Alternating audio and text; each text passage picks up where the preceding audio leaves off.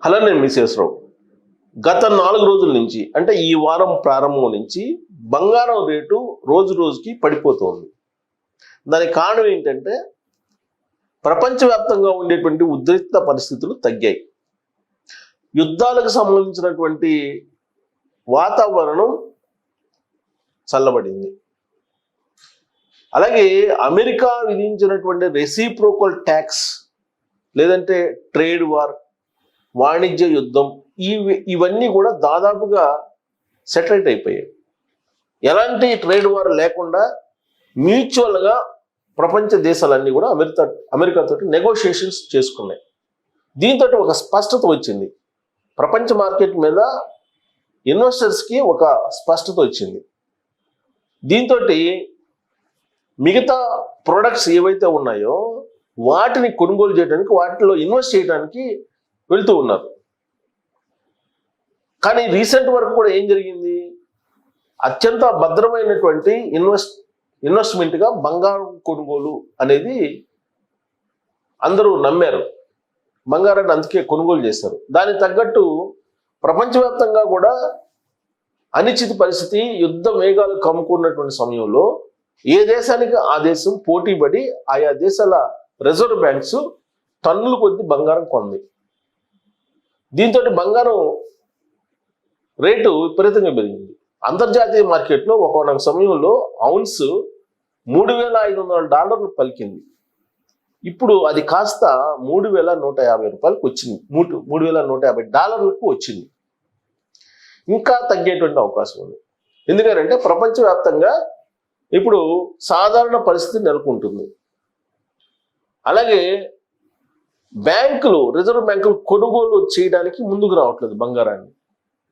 గత వారం రోజుల నుంచి సుమారుగా $7,000 10 గ్రాములకు తగ్గింది. దీంతో వినియోగదారులు కూడా షాపులకి వెళ్తున్నటువంటి వాతావరణం కనిపిస్తుంది.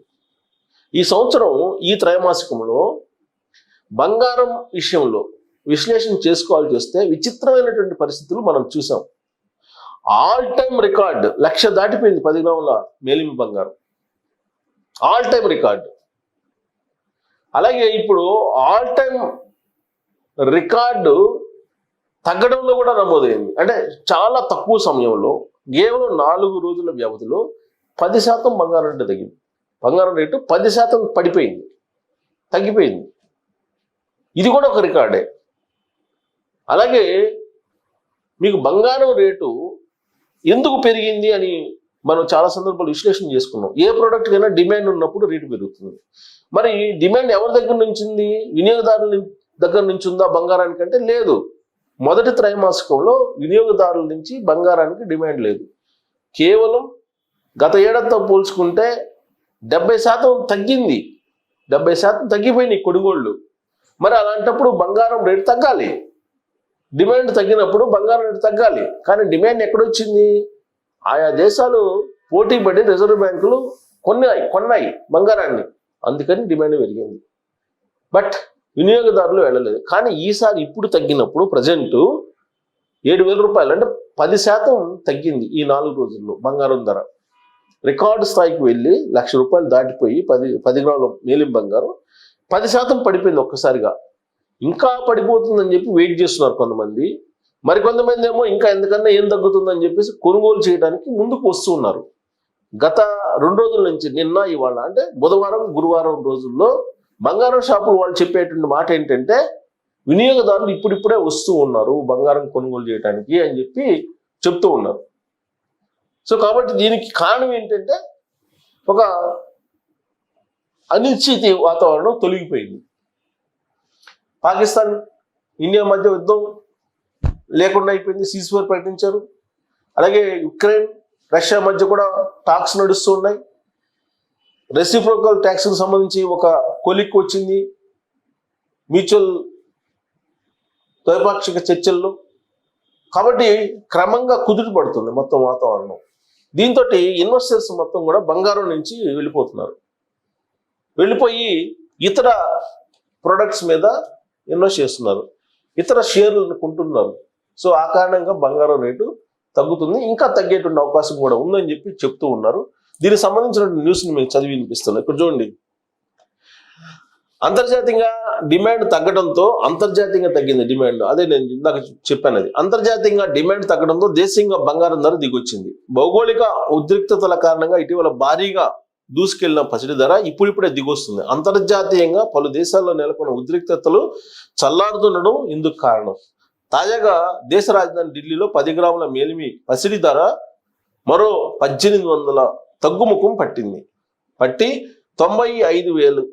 95,050 రూపాయలు పలుకుతుంది.